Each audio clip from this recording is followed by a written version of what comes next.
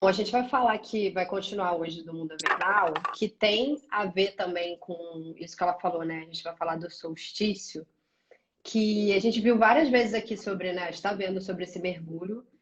E em várias culturas também, algumas culturas a Perséfone faz esse mergulho, mas em outras, como a gente vai ver aqui de novo hoje, da Inanna Esquigal, que é um mito sumérico, ela faz essa descida sozinha e depois ela tem os substitutos, que é o Deus Sol, que é o consorte dela, que é a união do feminino e do masculino.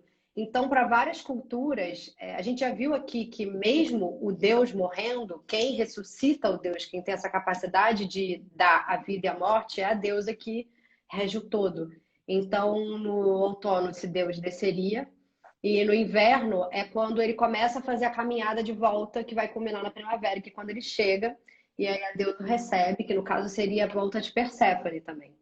Então a gente está com esse solstício, que é o Iule, para quem manteve a tradição, depois vieram as Wiccas, né, que é uma cultura, uma religião até muito ligada aos cultos artemisianos, né, dionisíacos.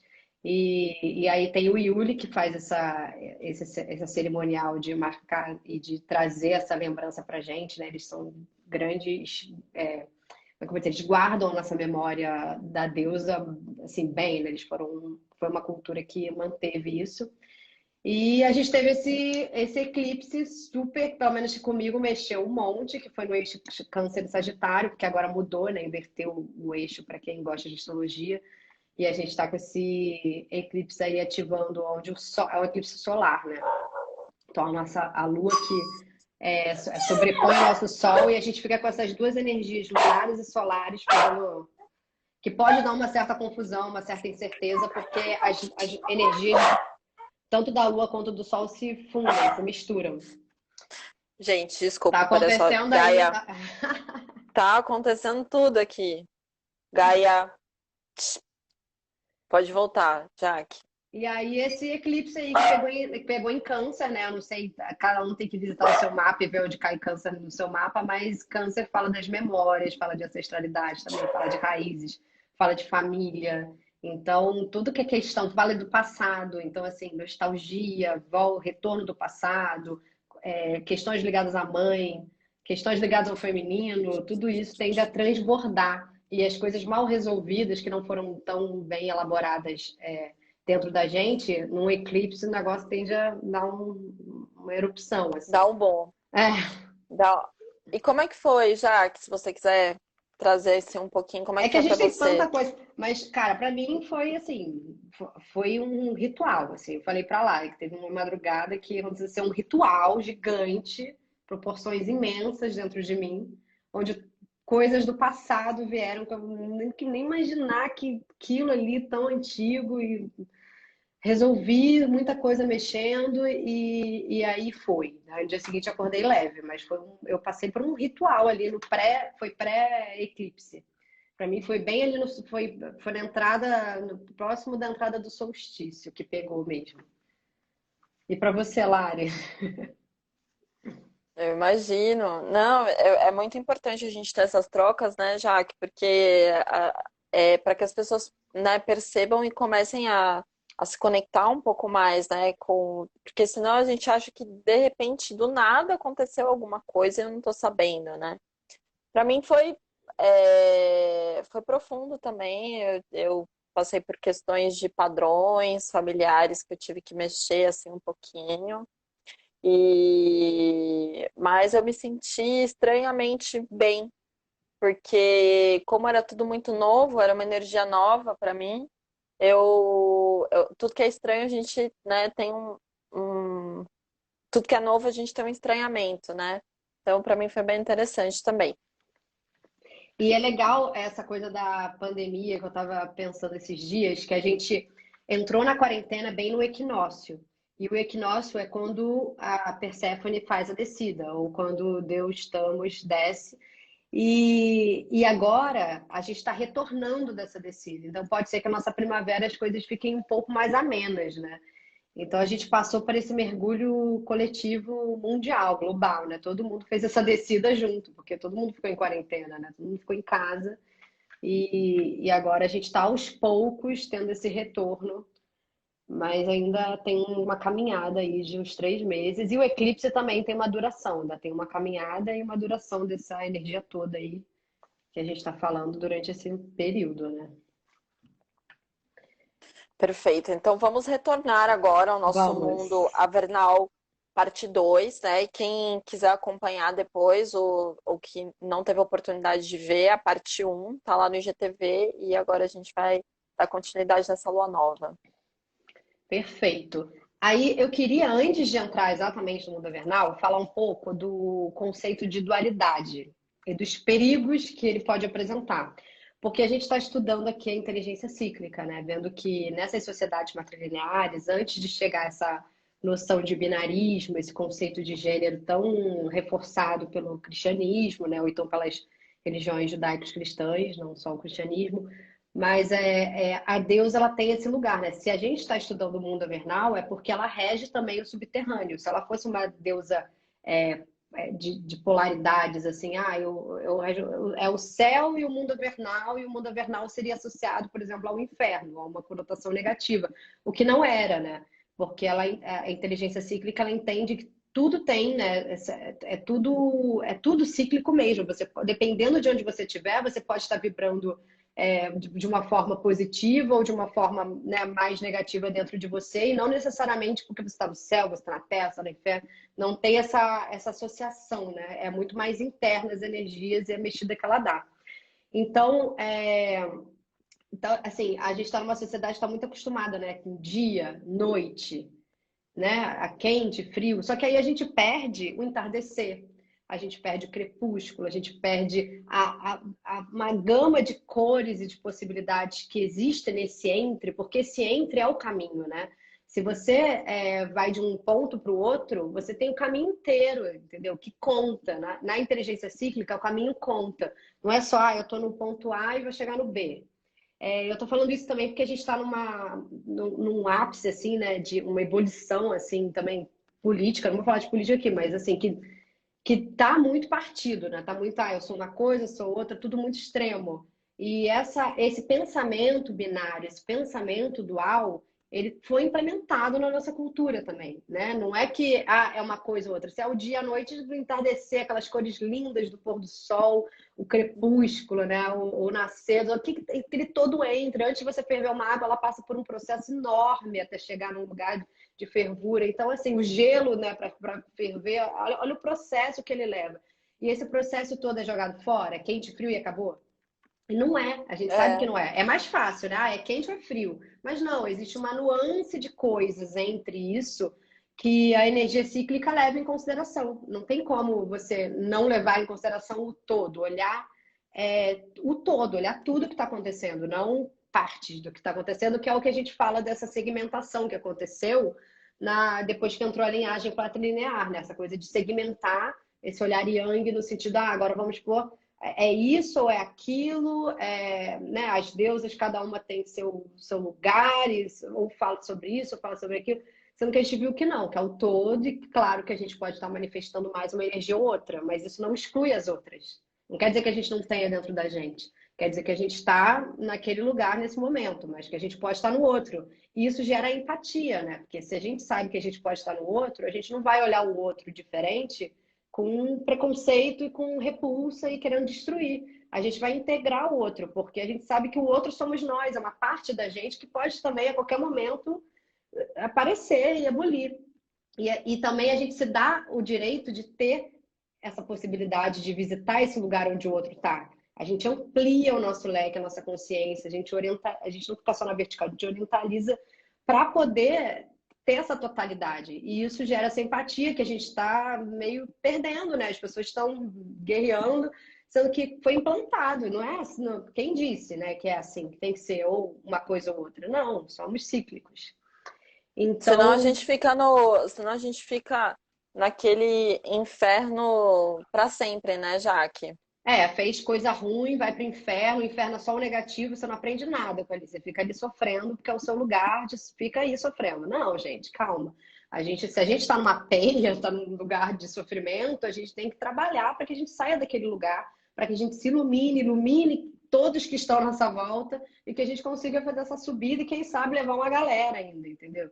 Então, assim, essa consciência de que a gente pode mudar dentro da gente várias chaves a qualquer momento, só que a gente tem que ter força de vontade, tem que acreditar que aquilo é possível. Isso foi perdido, né? Porque se a gente coloca que é uma coisa ou é outra, que você está condenado, se você não Sim, fizer isso, aí você acostuma, né? Você fica, então tô condenada mesmo, é assim. Aquela coisa de casta, às vezes, que a gente vê, né? Ah, nasci assim, vou ficar assim o resto da minha vida, né? E aí vou ficar amaldiçoa suas assim. E ancestrais. o contrário também, né? Não é porque você se iluminou em alguns aspectos que você também não vai fazer a descida. Exatamente. E que em algum momento você não vai fazer a decisão ou por bem ou por mal, porque a gente viu aqui que pode acontecer da Terra te suga e quanto você menos espera, esse mundo invernal te suga e te pede para visitar. E por isso que é importante estudar ele, porque ele não é tão controlado, as coisas não são tão controladas, os mistérios existem, né? A vida é um grande mistério. A Um pandemia está aí grande para mostrar mistério. isso, né? Deu um Um tapa grande na cara mistério. de todo mundo. Olha, agora todo mundo vai ficar em casa, mudou tudo, querendo ou não, fica aí, não concorda, só lamento, porque tá acontecendo e você vai ter que mergulhar. Então acontece, né? Ele vem quando a gente menos espera, né? Quem imaginou que 2020 ia passar assim, né? Então, eu queria começar com isso porque se a gente não entender isso, isso é fundamental para a gente entender a inteligência cíclica, porque a gente sai dos lugares do binarismo, a gente sai do lugar de achar qualquer coisa do outro, porque se a gente entende que o outro somos nós, tudo é a mesma coisa, a gente não tem como achar ruim. A gente pode não querer entrar em contato nesse momento, não está no seu momento, mas respeita, porque a qualquer momento você vai entender que beleza que é estar no lugar do outro também. E isso vai gerando empatia. É, e aí a gente sai também desse, né? A gente está falando tanto aqui da deusa, do feminino, mas entender que o feminino está dentro de todos nós, né? Claro que tem momentos que a gente está falando assim da menstruação, da gravidez, de coisas assim que envolvem útero, mas também estamos falando da energia do feminino. Então a gente está falando do feminino como um todo e tem momentos que a gente vai fazer recortes mais específicos. E acontece porque temos que falar sobre isso também, né? Porque isso é um lugar que precisa ser visitado, né? Então vamos lá. Tá, então a partir daí a gente consegue entender essa ciclicidade e entender mais um pouco esse mundo invernal. E não nos super identificarmos com ele também, né? Foi o tema da nossa live anterior, da gente fazer o máximo para entender esse mundo e não se super identificar. Entender que se a gente está sendo arrastado para os mistérios, arrastado para o oculto, arrastado para um luto, para um lado mais assim, né, telúrico, de repente, é um processo e que ele tem que ser olhado, né? E que não achar que não negá-lo e nem ficar se super identificando com ele. Então, ele faz parte da gente como os nossos órgãos internos. São coisas que a gente não pode separar, né? Mesmo que a gente queira separar. Tudo é essencial. Esconder algo é nos esconder da verdade. É como a tal da caixa da Pandora, né? A caixa da Pandora, ela precisa ser aberta e ela continha todas as verdades, né? A verdade do mundo, que incluía coisas, né, que as pessoas associavam ao positivo e coisas que as pessoas associavam ao negativo. E aí ela ficou como a que libertou os males do mundo, mas na verdade ela liberou a verdade, né? Se não existisse esses aspectos no mundo, não sairiam da caixa. Ela liberou o que a gente é, que é esse ser cíclico. Então, é, essa grande verdade cíclica que a gente não tem como controlar, né? É um ciclo natural, um ciclo da natureza, não cabe a nós. Mas a gente pode controlar essas energias dentro da gente, né? Não ficarmos à mercê das tempestades, das tormentas, toda vez que elas vierem, né? A gente consegue estudar e minimamente, é igual, né, na grande navegação, você entende o melhor momento da maré, dos ventos, as estrelas fixas no céu, e você vai conseguindo navegar dentro daquilo. Você não vai mudar a natureza, mas você consegue, dentro daquela natureza indomável, se colocar de uma forma melhor. Então, Perfeito, Jaque. a gente consegue prever, Perfeito. né, as tempestades, as ressacas.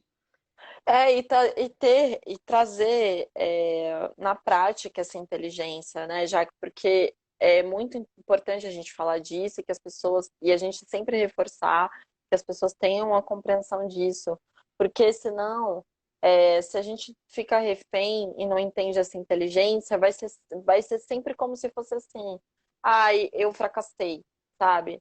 dá aquela sensação de que ai, nossa, tô mal, eu caí, eu não sei o quê, e você se entrega para algo e você não entende que isso é algo que você precisa passar, mas que você precisa absorver a inteligência disso. Porque, Uhum. senão, se você se identifica muito nisso, se você fica nesse lugar, às vezes você não consegue entender a inteligência dele, você só fica nele e de repente você procura algo para sair dele.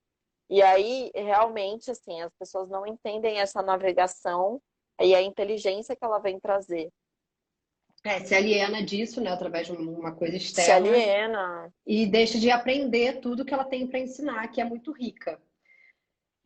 Então, a descida que a gente começou a estudar, eu vou falar, eu já falei aqui do mito da Inanna e da Edith Kigal, mas eu quero falar novamente sobre ele. A gente viu aqui que a Inanna, né, era uma deusa que regia a terra e o céu, e ela tinha uma irmã gêmea que regia o mundo avernal, que era chamado de Grande Abaixo. E a Inanna, ela queria conhecer a irmã gêmea dela, entrar em contato com esse mundo grande abaixo. E ela pediu para ir até lá e a Ereshkigal falou, permitiu que ela fosse, mas contanto que ela atravessasse 7 portais e que ela chegasse no reino do Grande Abaixo nua.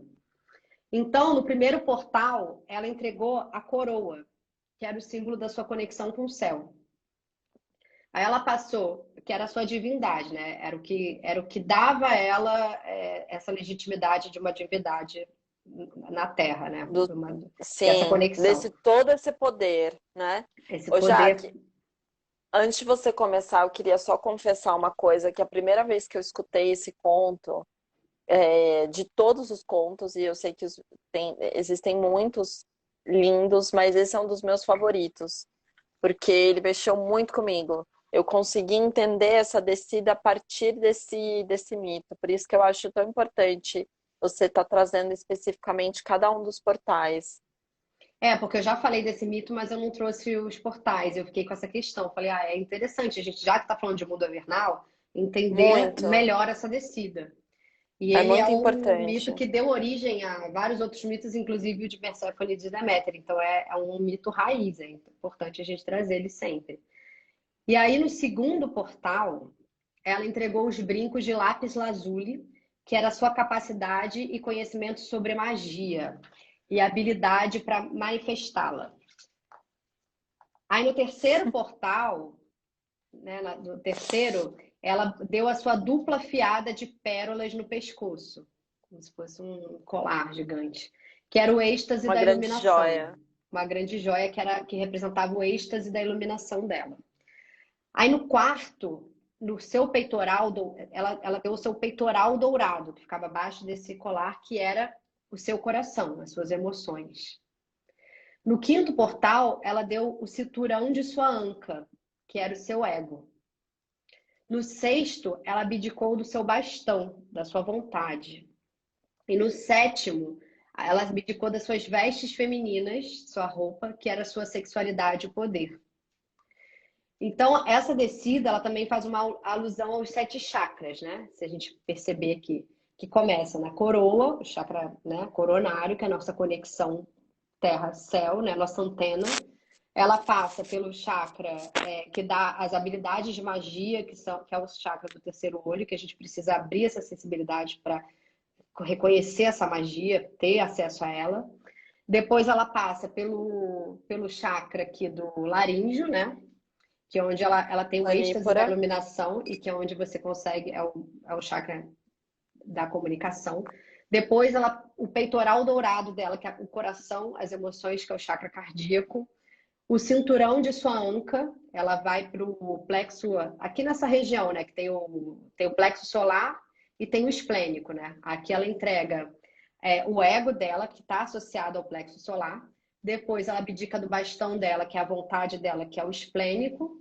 E depois as suas vestes femininas, a sua sexualidade, que é o chakra raiz, que é onde esse mergulho, esse lado telúrico, que é o nosso corpo, o nosso útero, que a gente tem falado aqui, que nada mais é também, além disso, o nosso chakra fundamental, que é associado a toda a nossa energia criativa e também é associado aos nossos medos, nossas inseguranças, da matéria, da vida, da morte, de tudo que a gente tem, né, medo assim de mais perecível, mas mais material. Ele não está associado a uma coisa espiritual, ele está associado a uma coisa de raiz, de terra, de aqui e agora. Então, ela faz essa descida, e a gente sabe que várias outras culturas, como o hinduísmo, a gente até vai falar rapidinho dele aqui, falam tanto dessa energia tântrica, né, da sexualidade tântrica, que é essa união do feminino com o masculino, que gera a energia da Kundalini, que sobe pelos chakras e faz uma conexão orgástica, que é você viver a vida em estado de êxtase, de prazer por viver, que é você saber se reconectar na fonte e na fonte. Você consegue fazer a conexão do centro da Terra e do centro do céu e consegue que essa energia te alimente e te gere criatividade, te gere saúde, te gere tudo isso. Então, esse conto, ele também faz essa alusão aos chakras. Geralmente a gente fala da Kundalini subindo, só que como a gente está indo para o mundo avernal e visitando esse lugar, é a hora de fazer a descida para a gente entender o que é esse chakra básico, que é esse lugar mais telúrico, que é associado ao inferno, ao diabo, porque é onde está a nossa sexualidade. A gente sabe que foi o que fizeram com a nossa sexualidade esses séculos, associar ao demônio, né? Então, cadê? Aí lá vou eu falar e me perder do meu... Não, e só reforçando todas as coisas que ela abdicou para ter esse acesso, né, Jaque? Que a gente às vezes quer, Tudo. a gente quer muita coisa e a gente não consegue, né, tirar um padrão, tirar uma coisinha, né, Olha fazer uma quanta pequena coisa. mudança. Ela realmente assim, ela e ainda tem mais coisa, né? Porque quando ela chega lá, Quando ela chega lá, ela é crucificada pela irmã dela, ela morre, depois de 3 dias, ela ressuscita. Quem faz essa ajuda desse ressuscitar é Enki, que é o deus das águas e da sabedoria, e ele que providencia os substitutos, porque ela não pode sair do mundo avernal, ninguém sai vivo do mundo avernal. Para ela sair viva de lá, ela tem que deixar alguém no lugar dela. Então, esse alguém, ela consegue duas pessoas que ficam no lugar dela. Um é o consorte dela, é a energia, é o lado masculino, né, que é o Tamus ou Damos, em algumas teorias, que fica no lugar dela por um período, e no outro período, quem fica no lugar dela é a irmã dela.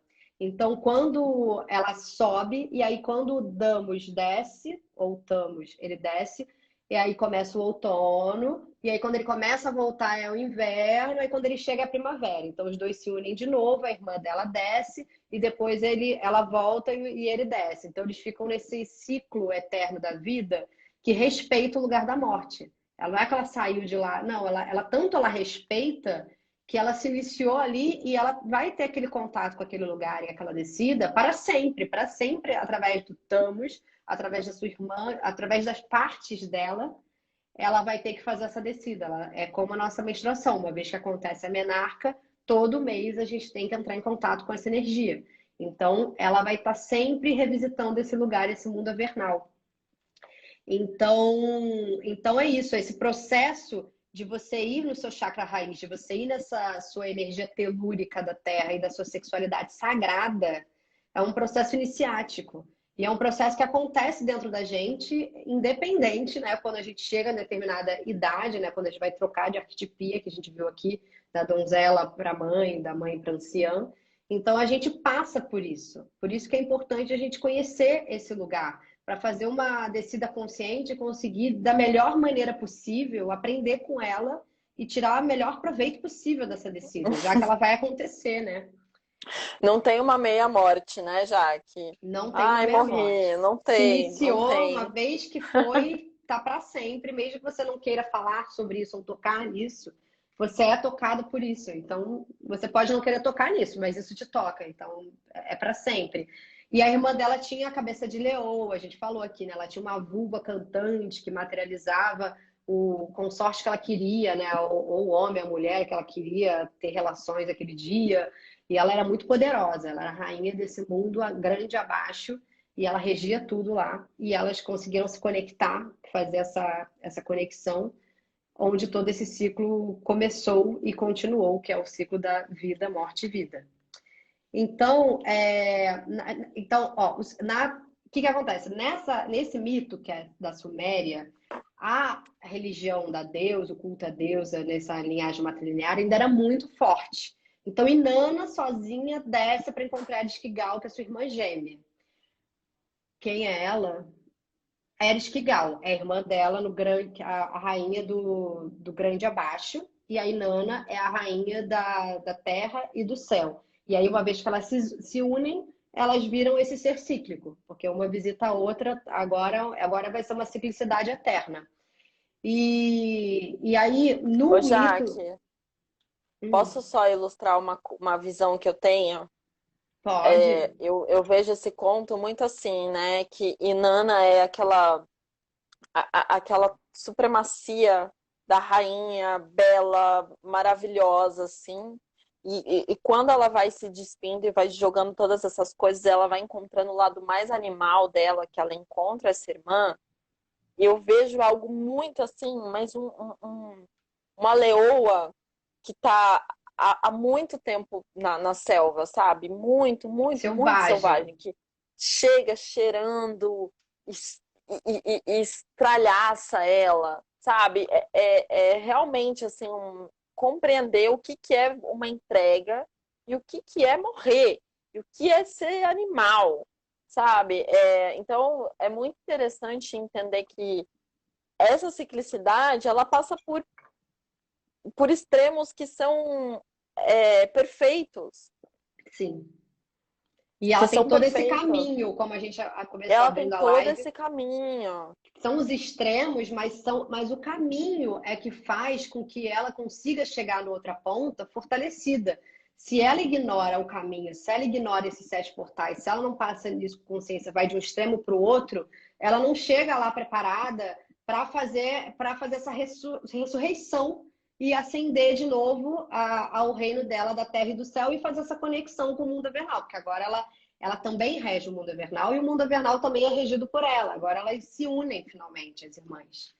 Então é muito bonito, assim, a gente vê, né? Ver que entrar em contato com isso é fundamental para a gente constituir o nosso todo, né? E o que eu ia te falar é que nesse mito do Sumérico, ele é feito por essas mulheres, né? Por essa energia do feminino, porque a deusa regia essa época. Já na Grécia, como a gente viu que teve a invasão, né, dos arianos, dos nórdicos, teve toda aquela invasão das tribos que cultuavam deuses masculinos e casaram era com Zeus, onde tudo começou a separar as deusas, já tem a figura do Hades. Então, quem inicia a donzela é o Hades, ela não desce sozinha, ela é sequestrada. Então, já tem essa imagem, né, a deusa dá uma Esse masculino. enfraquecida no sentido que precisa dessa energia masculina para resgatá-la, para fazer essa passagem. A iniciação. A iniciação, ela precisa passar pelo fálico. Inclusive, a iniciação de Perséfone é de cunho sexual também, coisa que na iniciação de Nana não. Então, isso também já mostra como as culturas que cultuavam, né, as deusas e as culturas que já cultuavam os deuses masculinos, como eles já liam diferente o mesmo conto. Então, nas culturas matrilineares, quem prende a descida é a própria deusa. Ela tem um consorte, Thamus, mas que é mais passivo, que ele e a irmã que substituem ela né, durante o tempo depois que ela volta. E no mito grego, a deusa já havia sido quase perdido todo o seu poder, e é a Hades que inicia a descida. Por isso que é importante que as mulheres façam a descida para reconquistar o seu poder mais profundo. Então, a gente contemporânea, a gente faz a nossa descida, a gente vai para esse mundo. Essa parte do rápido me incomoda muito. Pois é, porque já é uma linhagem fálica, já tem esse cunho, né, do Hades que inicia a donzela, a vítima cósmica, que também é interessante, porque se a gente também não mata essa donzela lá embaixo e não volta a deusa madura, a gente vira a donzela eterna, porque isso já foi implementado na nossa cultura. Desde os gregos já está lá, entendeu? Ali, o restício da donzela já começou ali, entendeu? Que eles fizeram com o mito. Então, o casamento Hades-Plutão com Perséfone tem qualidade bastante fálica e muitas vezes o Hades é identificado como Dionísio. Dionísio, tipo, ela não é capaz da descida. Ela tá lá sozinha, perdida, nunca pensou em descer e se não fosse o homem raptar ela, ela nunca tinha feito a descida. Mas não é bem por aí. A gente vê que o mito original é ela que faz a descida sozinha. Então, um componente fundamental na descida e na iniciação e despertar de Perséfone para o mito grego já era de ordem sexual, mas era a forma deles contarem essa união, né, com essa energia feminina com a masculina, que também é tântrica, que a gente viu, que se faz ali no chakra sexual e que sobe a Kundalini. Então, a gente precisa dessa descida e conhecer todos esses caminhos energéticos para unir essas energias. Só que no mito grego, isso só acontece com o cunho sexual de Hades, ó. Fora que tem a ver com violência sexual até, né? Exatamente, porque já é uma época onde isso já acontecia. A gente fala, é lindo, a gente ama a mitologia grega, mas se você for pensar nas mulheres de Atenas, tipo, era uma galera reprimida, não tinha direito a nada. O amor verdadeiro era entre homens. As mulheres eram só para reprodução e para ficar em casa. Então, na época pré-olímpica, que era onde ainda tinha o restício das deusas, a gente ainda tem uma deusa única. Então, as deusas eram únicas. Você tinha um lugar lá que era o culto era Hera, mas o culto era Hera, deusa era tudo. O culto a Hecate era Hecate, deusa tudo. Esse separar de repartição de deusas de arquetipia foi depois, né? Então, quando casaram Hera com Zeus, por exemplo, a Hera, que era a grande mãe dos 1000 nomes, virou a deusa do casamento, ciumenta, e virou uma mulher, assim, quase intragável. Sendo que ela era a grande mãe da Terra, entendeu? Nossa, os cultos a Hera eram como os cultos a Gaia, a Deméter, ela era uma das manifestações. Então, o despertar de Perséfone da ordem sexual, relacionada da união feminina e masculina, no âmago, no mundo avernal, nas profundezas do corpo feminino, né? Porque depois ela sai de lá com o filho, porque ela tem a capacidade de gerar, de criação de uma vida, inclusive. Aí, para os hindus, essa divindade, essa trindade, seria a Kali, que é essa mãe natureza criadora e destruidora, Shiva, o absoluto, e Radhakanta, que é o amor. E seria que nem a gente tem a tríade, Pai, Filho e Espírito Santo, que na verdade era a donzela, a mãe anciã, e que para os hindus era Kali, Shiva, e essa energia amorosa que era o Radhakanta. A Kali é a mãe universal que se revela de diversos aspectos e várias encarnações divinas. É a deusa visível que conduz os eleitos à realidade do invisível, para esse mundo avernal. Mas lá ela escolhe, tem os eleitos que ela leva. Eu quis dizer a união do masculino e do feminino precisa ser com prazer. Sim, precisa ser com prazer, e isso foi tirado, que a gente viu que fizeram com a mulher, né? A mulher só voltou a ter participação há pouco tempo, e mesmo assim, carregando todas essas chagas do passado, né? Ainda temos uma grande caminhada, né, Jaque? Temos uma grande caminhada. Temos uma grande caminhada. Por isso que a gente está aqui. Então, ó, a Kali elimina todos os restícios do ego até fundir o iniciado na consciência absoluta, que é o que, na verdade, a Eris Kigal fez com a Inanna, né? Para muitos, ela é a imagem da destruição, que a deusa Kali está associada com a destruição, mas na verdade ela é a destruição do ego, ela é a destruição daquilo que a gente conhece como certo, como que tem que ser, como bonitinho, como, eu vou fazer assim porque assado é feio, é horrível, é pecado, que é tudo que a gente está tentando desconstruir aqui. E aí eu tenho um trecho do Evangelho de Sri Ramakrishna que fala assim: seus olhos faíscam lampejos de fogo, mas Ramakrishna sentiu seu hálito, no seu hálito toque o balsâmico do meigo amor, e via nela o germe da imortalidade, que é o que ela é. Ei-la no seio de seu consorte Shiva, porque é Shakti o poder inseparável do absoluto. Ela está rodeada de chacais e outras criaturas ímpias habitantes do mundo da cremação, mas a realidade derradeira não está acima do sagrado e do ímpio. Ela parece estar cambaleando sob o efeito do vinho. Ela, Kali, é o símbolo máximo de todas as forças da natureza, a síntese das suas antinomias, a derradeira divindade em forma de mulher, que é como eles também louvavam essa deusa Kali, como essa deusa tríplice. Então, ela foi colocada como o lado da destruição, mas ela é a destruição necessária para que a gente consiga fazer essa iniciação nesse mundo avernal.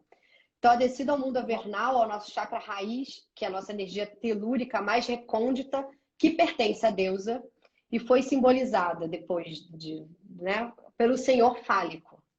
Então, na Índia, nas tradições matriciais, né, antigas, se mantiveram arraigadas. Eles ainda têm esse restício desse matricial, mesmo tendo todo aquele sistema de casta deles. Mas eles ainda têm bastante coisa, né, que a gente consegue achar. O equivalente ao senhor fálico é Shiva e a mãe negra Kali. Esses são mostrados em congresso sexual, simbolizando a energia feminina e masculina, que regeneram o universo, o sexo sagrado, que a gente viu das sacerdotisas que precisavam fazer essa comunhão só para que tivesse harmonia e estabilidade do universo, né? Que depois foram tidas como prostitutas. Em algumas representações, a Kali, a sanguinolenta, está de pé sobre o cadáver de Shiva, enfatizando seu poder de destruição. Essa dimensão do casamento sagrado entre o deus e a deusa foi quase todo perdido pelos gregos e especulam que eles eram revelados para os iniciados em Eleusis, que era essa necessidade de fusão desse feminino com o masculino e dessa destruição total daquilo que a gente entende como feminino, como masculino, como ego, e essa fusão nessa inteligência cíclica do todo. A palavra mistério, ela significa algo que não se pode falar. Ela vem do grego mien, que é manter-se em silêncio. Então, saber guardar segredo, né? A gente falou aqui do lugar dos mistérios, que a gente tem que ser leal aos vivos e agora aos mortos. Então, a gente tem que saber também o que dos mistérios pode ser revelado e o que não pode ser revelado. Tanto que tem sonhos que a gente lembra, tem sonhos que a gente não lembra. Os mistérios, eles se autoprotegem, né? Então, nem toda vez os nossos trânsitos mais internos vão ser lembrados exatamente como eles foram. Às vezes a gente vai lembrar brevemente, vai ter um flash, vai ter um lampejo, falar, nossa, mas tive um negócio aqui muito louco. E não vai saber explicar direito porque eles se autoprotegem também. Jaque, e faz parte também, né, da nossa experiência, da nossa proteção, não saber tudo. Porque, na verdade, eles protegem aquilo que a gente ainda não está preparado para mentalmente saber. Ele já foi revelado numa camada avernal e ele vai, conforme a gente vai fazendo essa subida, isso vai ficando mais claro para a gente e a aplicação prática disso até que uma hora vai vir. A gente vai ter, pode passar anos até, para a gente entender de fato, assimilar na matéria o que já foi dado lá atrás nesse mundo avernal. Só que a gente já teve, às vezes, contato com isso muito antes e a gente só vai se ligar muito depois. Então, é uma função, assim.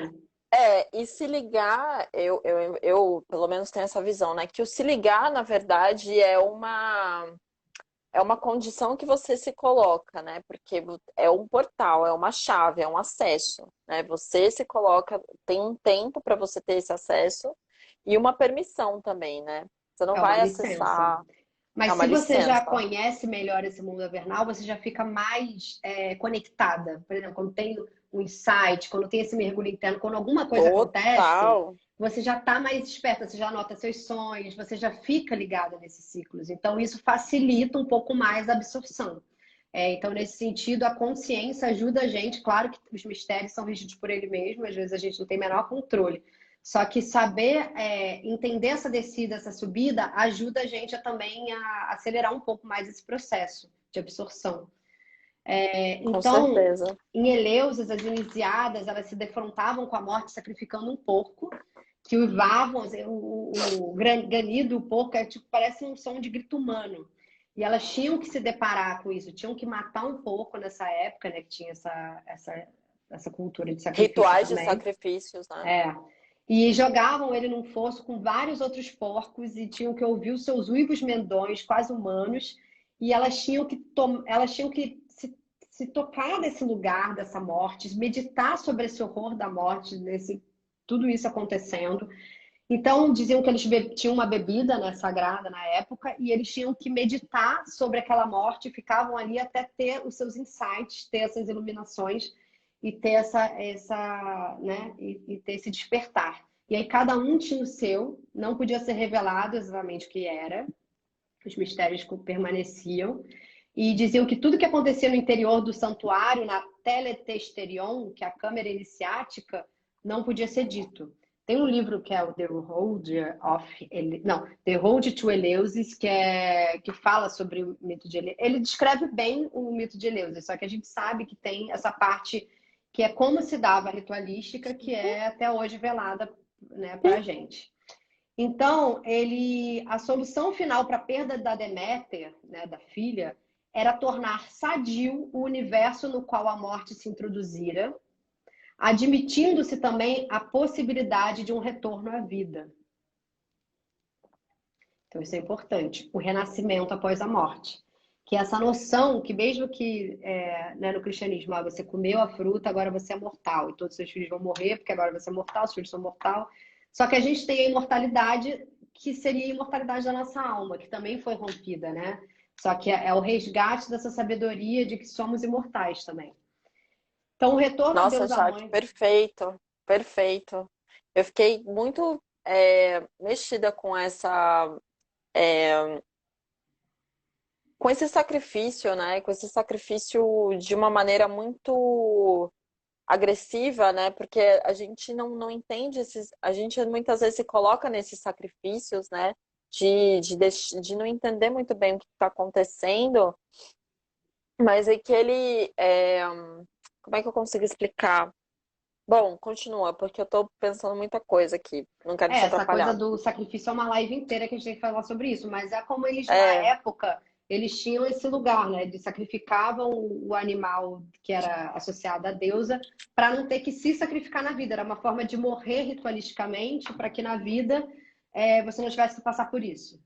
Hoje em dia a gente sabe que existem várias formas de a gente se conectar também com essa energia da morte, com essa energia da destruição e nossos processos internos também. A gente tenta ir para o outro viés, porque a gente tem um lugar, né, de respeito com os animais, vegetarianismo. Só que nessa época eles praticavam, era assim que eles faziam. Então, o retorno à deusa mãe é o lembrete que as duas deusas são uma e juntas representam a totalidade, a grande mãe, né?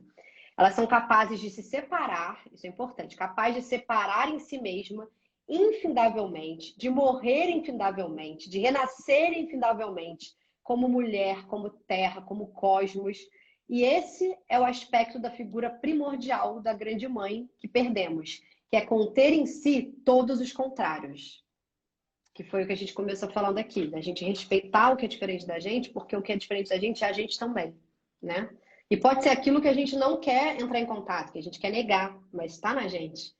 Então, ser jovem, velha, virgem, mãe, guerreira, cuidar do lar, ser ao mesmo tempo a vida e a morte. Se tudo fosse deixado na mão dos deuses homens, apenas né, na mão deles, essa dinâmica, essa inteligência cíclica não existiria, porque a consciência masculina ela carece dos mistérios internos do corpo e desses ciclos menstruais, da gravidez, do parto. Ela não incorpora em si uma percepção e cognição cíclica, que já nasceu com a gente. Então, a consciência masculina apolínea tende a polaridades mutuamente exclusivas, né? Tem o Apolo, aí tem o Dioniso, aí tem Zeus, aí tem o Hades, tem esses deuses repartidos. A base lógica, que é a base lógica do Aristóteles, que a gente viu lá que foi quem descobriu, ele trouxe coisas muito boas. Ele né, colocou lá que teatro era teatro, deu, né, foi considerado o iniciador dessa arte, mas ao mesmo tempo ele tem os seus ele méritos. tem os seus méritos, mas ele foi também quem disse que a mulher não precisava ter um clímax para conceber e deu zica total depois disso, né? Então, ó, na consciência matrilinear, os opostos extremos não são excludentes. Nosso modelo de luz é muito mais sutil, porque é o da Lua, com as suas infinitas variedades de luminosidade, de sombra, de escuridão, de meia-lua crescente, é quarto minguante, é quarto crescente, é crescente, tem uma infinidade de variações. A Lua habita a escuridão e reflete o Sol. Adoro essa frase, sempre falo aqui. Então, no avanço da civilização grega, a tendência apolínea ela predominou. E os poucos gregos, né, aí assim, os gregos aos poucos foram se afastando desse ciclo da Terra, dessa regência da Lua, um ou outro continuou ainda enaltecendo, né, a energia da Terra, dos ciclos da Grande Mãe. Eunésios foi perdendo a força, mesmo ele tendo ainda durado anos depois do cristianismo ter sido implantado, uma hora acabou, né? A gente viu lá que aquele rapaz, esqueci o nome dele, mas era conhecido como Gordo, foi lá e destruiu e depois os cristãos, né? Então, o mundo avernal se tornou assustador e suprimido, e até retornar para atormentar a imaginação do mundo cristão medieval, que ficou paranoico com a figura das bruxas, né? Porque é o poder da mulher, a mulher empoderada, vai lá, faz suas alquimias, é tudo bruxa, tudo tem que morrer. Então, com a repressão da antiga sabedoria da deusa, a gente perdeu o segredo de Perséfone, deusa madura, que conhece os mecanismos da vida e da morte, as energias que determinam as estações, a sexualidade, o nascimento, a compreensão desse ato entre os mundos, que na verdade não existe esse extremo, essa polaridade, não são os dois mundos, é um ciclo. A gente perdeu essa capacidade de pensar. E essa sabedoria da deusa madura, ela compartilhava com Hecate. Então, eu vou falar aqui rapidinho de Hecate, que estava na outra live, que também está nesse caderninho, que acabou não dando Jaque, a tempo. gente tem 10 minutos para falar de Hecate. Eu vou falar de Hecate e depois vou ter que encerrar, embora ainda tenha mais uma live inteira aqui, que eu preparei, mas pelo menos eu tinha prometido falar de Hecate. A Hecate, ela é uma deusa associada às trevas, soberana da lua negra, da magia, do encantamento. É uma divindade mais antiga que a Ártemis, que a gente viu que é bem antiga, que é, né? É uma deusa também da lua, que tem poderes sobre a terra e o céu, porque ela é uma grande mãe, mas ela é a faceta da grande mãe que habita o mundo avernal. Então, ela vive acompanhada por Cébero, um cão que tem 3 cabeças, guardião do portal do mundo avernal. Ela frequenta as encruzilhadas, só que as encruzilhadas de Hecate são em formas de Y, tríplice. Cemitérios, becos escuros à noite. Ela podia negar ou conceder a qualquer humano desejos. Ela era muito poderosa, ainda é. Suas companheiras eram as Erinhas e as Fúrias, que puniam as ofensas contra a natureza e representavam de uma forma mais ameaçadora as moiras do destino, porque são aquele destino que a gente não controla. A Hecate, ela também simboliza o eu secreto que habita as pessoas por trás das máscaras sociais assumida no mundo. Então, tudo que a gente tem de desejo, de coisas assim que a gente não publicaria no jornal, também está associado a esse mundo avernal e a Hecate. Ela rege as leis do invisível, um padrão interno pré-determinado. Rege também o inconsciente coletivo, que é esse lugar de onde estão os arquétipos, o imenso oceano do inconsciente, de onde tudo vem. É um dos princípios do feminino da vida, né? Porque como ela é a grande mãe, ela é a da morte e a da vida também. Então, ela, mesmo que ela habite o mundo avernal, ela rege a semente, ela rege a gestação, com todos os conflitos e trocas de hormônio e tudo mais que acontece. Ela rege os conflitos, as ansiedades, as confusões, a espera, que também tem nesse lugar de gestação, né? Porque a gestação, ela é linda, mas ao mesmo tempo ela é um turbilhão de emoções que Hecate rege. E ela representa a magia. E um dos aspectos da grande... Lá na Anatólia, onde a gente viu que Pandora era uma das grandes mães, também tinha essa figura de Hecate como a grande mãe. Ela foi transformada, a gente viu aqui na live, acho que do Lado Negro da Força, que lá em Roma transformaram ela numa velha, numa figura de bruxa, porque eles não queriam que os jovens tivessem interesse nela. E ela, na verdade, era poderosíssima. Então, eles quiseram associar a figura da anciã a uma figura negativa, o que a anciã era uma sábia, a gente sabe aqui, mas colocaram a anciã como uma figura negativa, a uma bruxa má, e associaram a Hecate né? Feia, né? Imagina. Cadavérica.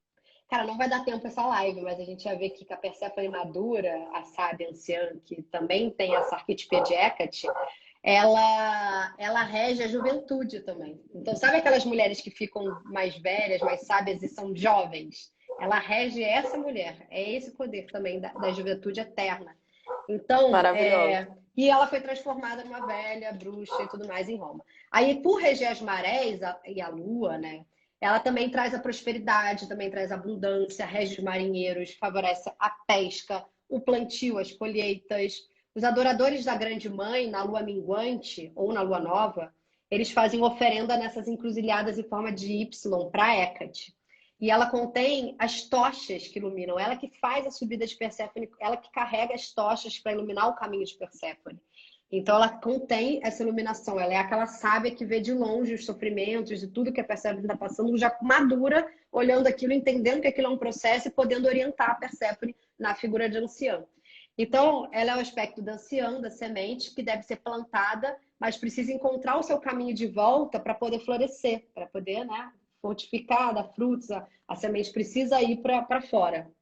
Então, mas mesmo a semente indo para fora, as raízes vão indo para dentro. E esse poder dessa raiz profunda de nutrição que o mundo avernal fala e que a Hecate também rege. Então, ela precisa dessa raiz profunda para nos alimentar, para que a gente possa produzir, ter flores, ter frutos. Então, a Hecate, ela é a deusa dos caminhos. Ela possui o poder da clarividência e orienta todas as nossas questões. Por isso que a gente, bem ambientada com esse mundo avernal, a gente também abre esse chakra para que a gente possa ver através, né, na escuridão também. Porque na luz, eu tô bem, tô feliz, tô vendo tudo. Agora, quando tá lá embaixo, é importante a gente ter também uma guia, uma luz. E a Hecate, ela é essa, sabe, que faz essa orientada, dá essa orientada nesse mundo vernal. Aí teria muita coisa para falar ainda tem tipo meia live, mas tudo bem. Se eu tiver mais uns minutinhos, eu só queria falar. Dá tempo de falar mais alguma coisa?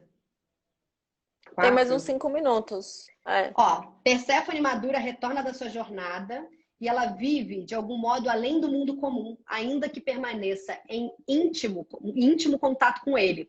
Ela se tornou uma feiticeira, uma sábia que já viu de tudo, então ela pode se mostrar alegre, bem-humorada, se divertir com a loucura humana.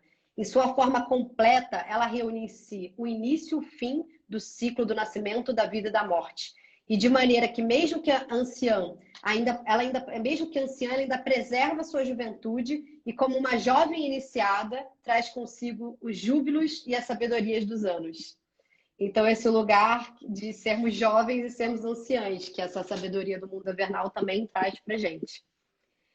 Então é isso. Se alguém quiser falar alguma coisa, ainda tem mais coisa, mas assim, concluímos bem essa parte. A gente pode deixar também para a lua crescente. A gente vai falar um pouco então da Ártemis, mas do aspecto mais Kali dela. E com o Dioniso vai falar um pouco das bacantes. Então, por enquanto é isso. Ô, Quero Jaque, você sabe agradecer. que enquanto você estava falando isso, eu não sei por quê, mas eu me lembrei muito da Hebe Camargo. Olha, que Que para mim interessante. ela tinha essa, para mim, né, representando assim, esse espírito muito jovial, sendo uma grande anciã. Ela trazia essa coisa muito jovem, muito atemporal, né? Eu, pelo menos, observava ela e eu não via idade ali, né? E aí tinha muita sabedoria, mas tinha um espírito muito menina, muito É a sabedoria de moleca. quem já viu tudo e que tudo bem, Exatamente. né? E que entendeu que tá tudo bem, né? E não entra mais no drama, porque já entendeu a entrada e a saída, né? Esse caminho cíclico já apazigou no coração, né? Pacificou. Então é isso, Lari. Pacificou. Nossa, quanta coisa eu consegui refletir muito assim enquanto você falava sobre aspectos que eu passei agora, muito internos. Eu espero que cada uma tenha conseguido absorver isso e para sua vida. E quem tiver dúvida ou quem quiser mandar mais pergunta, manda para mim, para Jaque. Quem não conseguiu acompanhar desde o início, eu vou subir esse conteúdo lá no IGTV. Ah, e quem está E acompanhando, gente, toda semana, comentem nos nossos posts se puderem, compartilhem nos stories, que isso é muito importante, porque a gente é só a gente, né? Nós somos a nossa própria divulgação. Então, vocês ajudam muito, assim, quem está gostando, quem está acompanhando.